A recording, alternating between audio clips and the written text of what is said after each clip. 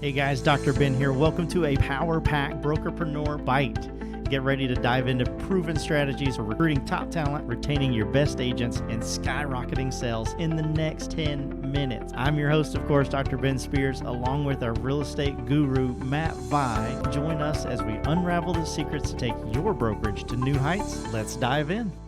Matt, the next point we're going to, you really want to set that expectations that change is inevitable. Right. Right. And we're not going to stay the same forever, guys. Right. And so let me be clear about this too, right? Mm-hmm. Don't walk into every sales meeting and go, guys, change is coming. If the world's right, if everything's going to be different tomorrow, you better get used to it. That's not what we're saying. Yeah. We're saying do it in a cycle. And I know that I just did something with my finger to show how the graph works. And this is a podcast. So an audio podcast, and Matt's showing a graph with his finger. All right. So it's like a bell curve type of thing, but so you have to lead them into it, peak the conversation that you're having, and then trail off into the decision. But the only way that happens is if you set the expectation. That's what that lead in part of that actually means, that I was drawing with my finger on an audio podcast. Yeah. Right? So you can't just walk into every sales meeting like Michael Scott from The Office and just throw papers up in the air and be like, we're screwed. No, not if you want to maintain a profitable office. Right? Yeah. As a matter of fact, if that's what you want to do, please record it, because that would be so funny. Okay. That would be absolutely hilarious, but we're probably not the coaching program for you. Or we are.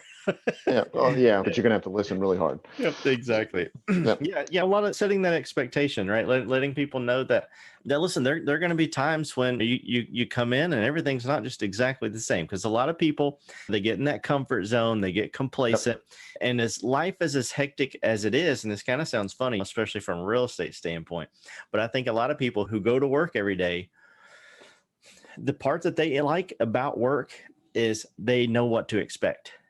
Yep. Right. It's man, sure. I go home, like I don't even know what I'm having for dinner tonight. There's all these choices to make. When you go to work, it's sit down at my desk. I know my pens are in this cup, and there's just routine. There's complacency. There's comfort. And when you come in there and you try and rock that world a little bit, or rock that ship, it's why are my pens in this? Why are all my pens in this cup? Right. They're usually so I didn't mean to cut you off. Here's why you do this, guys, because that's an absolutely fantastic point, Ben. So here's what some people out there might be thinking, okay? And let's tackle this. What they might be thinking is, if I come in and talk about change, it's going to scare some of my agent population, the ones that are really comfortable where they are, and it might shake them into leaving. Yeah. Okay. So in my opinion, here's the bigger fear. I don't want to walk into my office one day. So I used to make a joke that I could never go out of town. Whenever I went out of town, a lot of people probably feel that. Yeah. Because if I go out of town, that's when people are going to leave. That's what the fear was in my head. And it's not like it happened all the time, but it happens some of the time. Yep.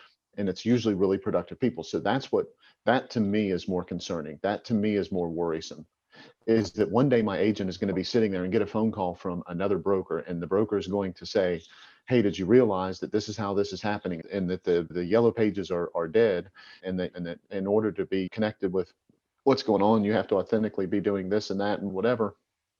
And the agent go, oh my God, that's so prolific. That is, man, if I want to look forward on my business, I better start paying attention to that. Why have I not heard that from Matt? And this could be just somebody parroting some crap that they don't know anything about, or they could be fantastic at it, and that's really how they run their business. Either way, they're the ones that introduce the person to that change. I would be more concerned about someone packing their desk because they felt like I didn't help them stay in front of what was going on in real estate, versus me saying, hey, we have to keep looking forward, and the person go, no, I want to keep looking back, so I'm going to go somewhere else so I can keep looking backward. That is not who you want your office filled up with. Yeah, I'm sorry, it's not, because the only constant is change in real estate. Yeah. And so how do you? Yeah, and it's the same thing. It's that proactive versus reactive, and one is a leader and one is not a leader. Right. And people want to follow a leader. So you made a perfect point there in the fact that, because think about this, guys. Let's say there's some agents out there from a recruiting standpoint that you that you're trying to recruit from other offices into your offices. And you're just thinking, gosh, what can I do besides, hey, I was looking at your numbers, or hey, you want to grab a cup of coffee, right? Start thinking about those forward ideas, those forward thinking ideas. Either share them on social media or send them out in an email or whatever. But when you call, just say, you know what? I was thinking about something and I wanted to get your opinion on it. Here's what I think. Here's what I think is going to happen. Here's why, and here's what I would do about it.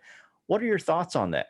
And really spark up a thought-provoking conversation that's going to make them think, gosh, next time my broker goes on vacation, I think I might pack. I hope there's a copier paper box so I can put all my crap in it and run out the door. Yeah, exactly. So let's talk about a web of understanding for just a second. Okay. Yep. And this is why our podcast is really cool, not to pitch our stuff. I don't want to sound too self-gratuitous or whatever. Yep. But so you mentioned I came across some information that I really think is going to impact 2021, right? Yeah, of course. So I came across that from looking at a bunch of different things, right? So I listen to other podcasts. I read a lot. In my spare time, there's just a lot of different places that I'm getting information from a bunch of different people. And that all connects in a web of understanding with me. Okay. So it allows me to think and hear things that kind of shape what is happening, especially from a recruiting perspective. So the cool thing about our podcast is we don't just pull stuff out of our head. This isn't just Matt and Ben thinking about this, right? We go and look for certain answers of things that we're hearing about in coaching or that we're seeing in publications or Google alerts. There's certain things that come up in Google alerts on a regular basis that we pay attention to. So we go out and try to tackle things so that you as a listener are connected with a web of understanding from information being gathered from a lot of different places. When it comes to change, what we're actually doing is we're trying to help people in podcast land understand how these things are going to affect them, which is actually the next point of managing change and helping people that are adverse get their head wrapped around it, is helping them understand how the change is going to impact what they're doing with their business if they don't change and if they do change. You have to help them have that shared vision. You have to help them understand that compelling purpose, but it also has to articulate to them what the difference is going to be and their bottom line. Oh, absolutely. Yeah. And your team wants to know. They're going to say, okay, here's what's happening, team. And we need to have this implemented in a matter of minutes. Right. There's a book called Marketing Made Simple, and it's written by the same guy who wrote Story Brand. I can't remember his name. I'll put it in the description or something like that. It's a very popular book, guys, so go read it. And he talks about, to really grab someone's attention, you always want to start with a problem. Then you want to be empathetic, right? Like, I understand what you're going through, and then provide the solution. And I'm not saying like in your sales meetings or whatever to like start with a problem and do that, but I want to focus on the one part that Matt is so good at, which is the empathy part.